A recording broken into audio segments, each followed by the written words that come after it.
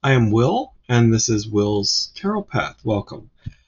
Tonight, I'm just going to do an introduction to what I plan to do with the layout of my discussion on the Tarot de Marseille and numerology and how those things relate. And so, once we get into it, and I've spoken about some of this before, just to give you a broad picture. Um, In this, I will be using Pythagorean numerology that, of course, Pythagoras founded almost a seminary around this philosophical idea that became a religious um, reference for him as how to define God, creation, the universe. And he uses numbers to do that. He saw how numbers could be used to describe sort of a progression of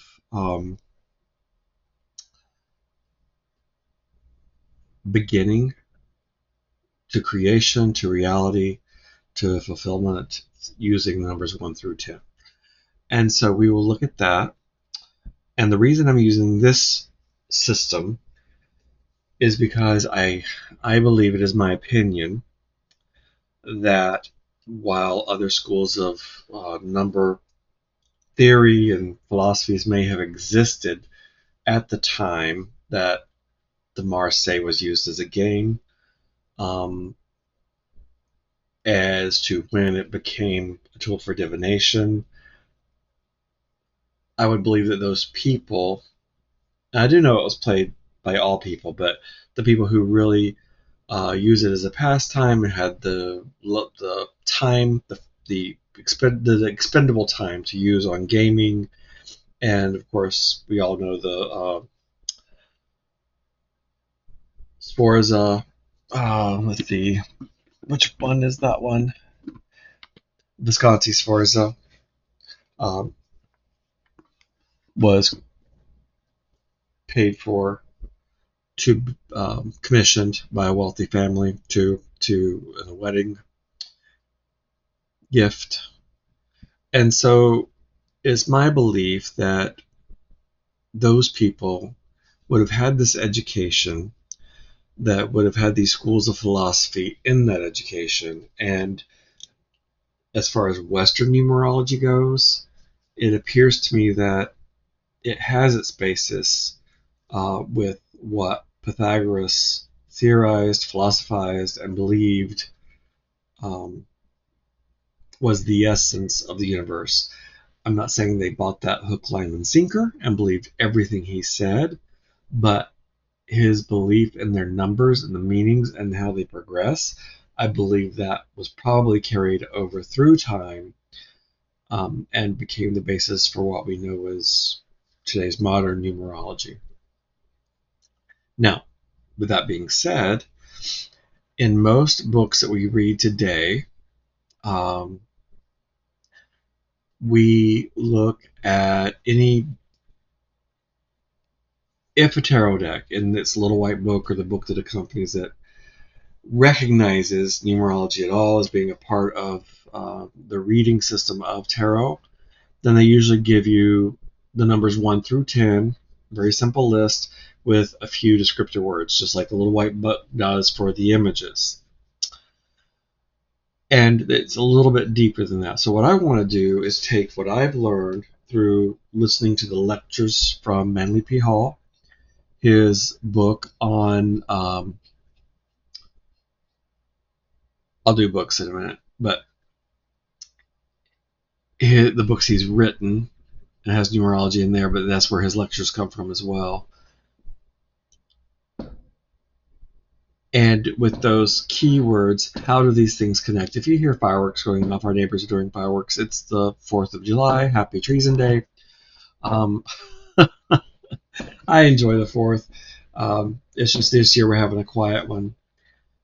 It's really hot and humid outside, so we didn't go out to one of the outdoor shows. And there were plenty to watch on television. And it was really nice to see New York's fireworks display. So, with that being said, if you hear the fireworks or you hear the dog bark at the fireworks, just know that's going on, so I'm going to try to get through this as best I can. So, where was I? So, and what I've read and what I've listened to in the lecture series gets very complicated very fast, and it gets really in depth with how they calculated certain things, blah, blah, blah. I'm not going there. I'm skimming the surface, taking what we need to hear as to how it would pertain to the tarot, and just taking those simple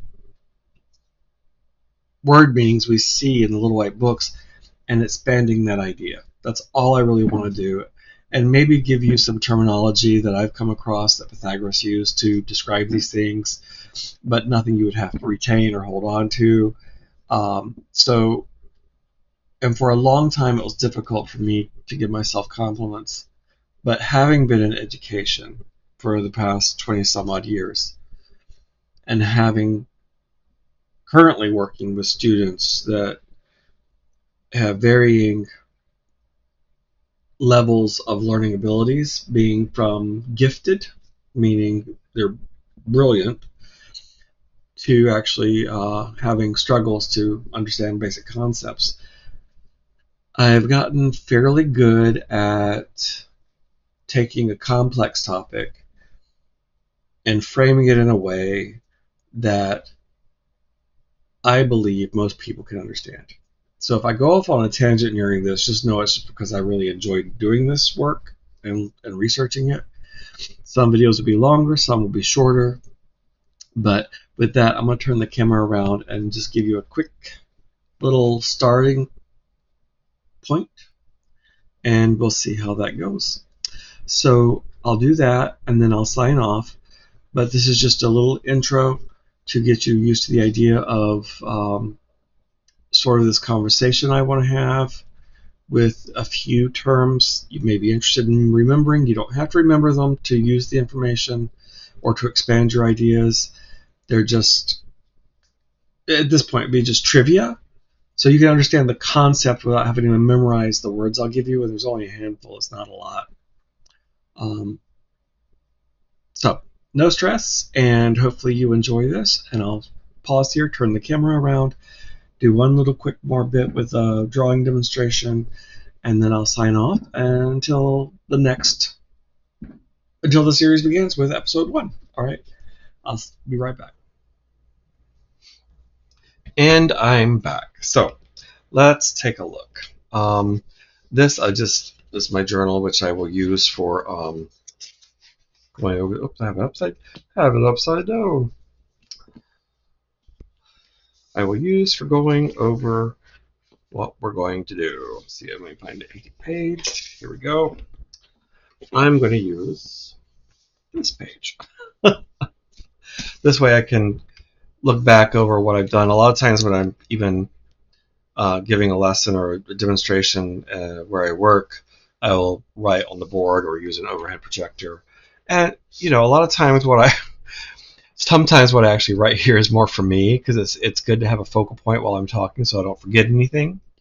But I just want to show you. This will be a simple idea of how numerology will begin. We'll begin our discussions with numerology, and where this will show you a starting point as to how the other lessons may go, or not lessons, but I'm in summer break. I don't have to do that till term starts, but sort of discuss the beginning point for a number and then where that leads to. So just a quick introduction. What was there before 1?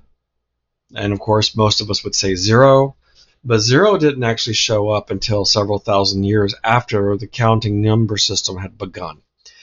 And what they would do, I believe, is they would skip a space.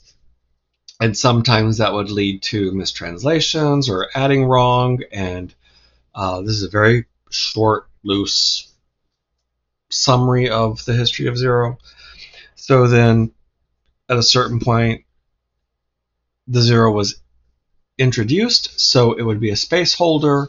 It wasn't a number.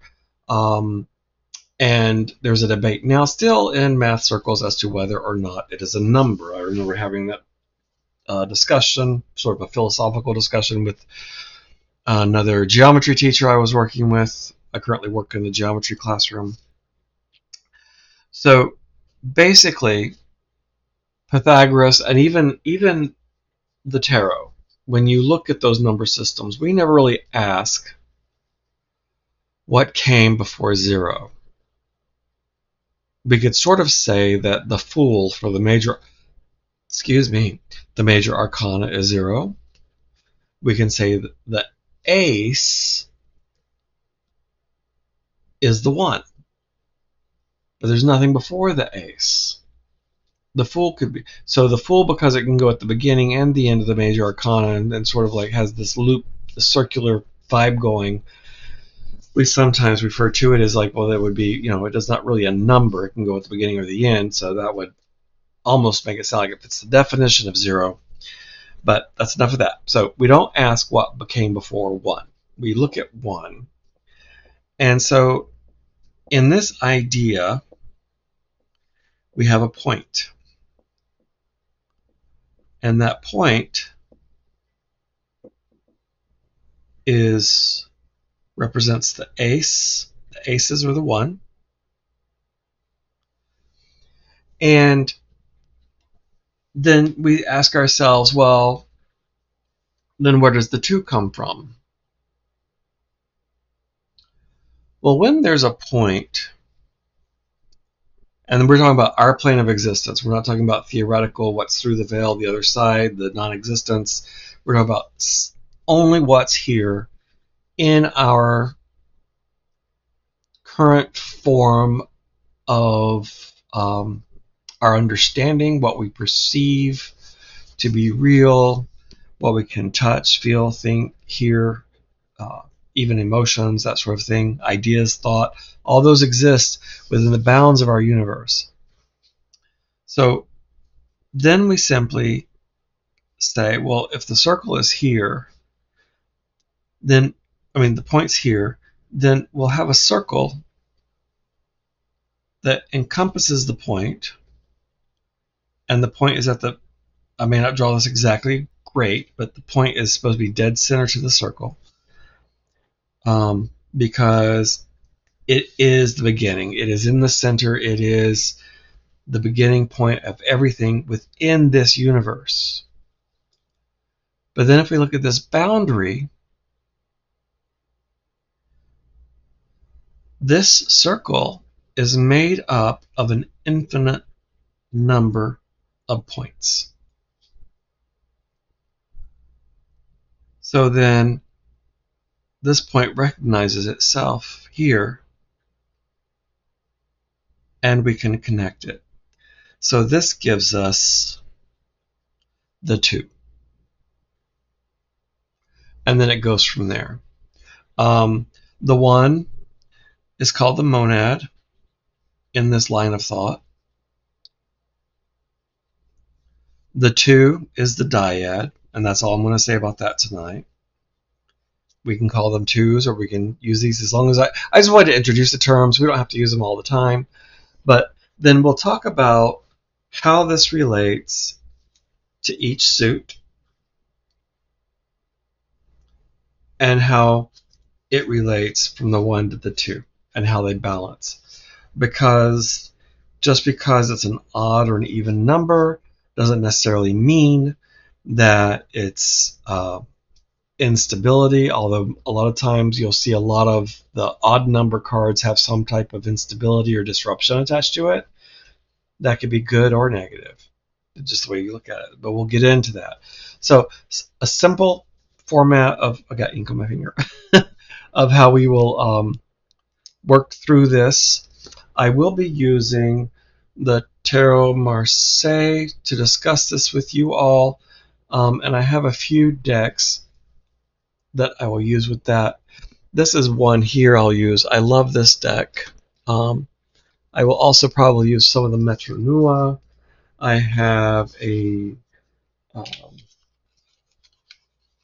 have several Marseilles. I'll probably pull them all out at some point. But this is Parfait Tarot de Marseille. If you like it, you would need to. I had to order it from a bookstore in France, and I just love these backs. Are gorgeous.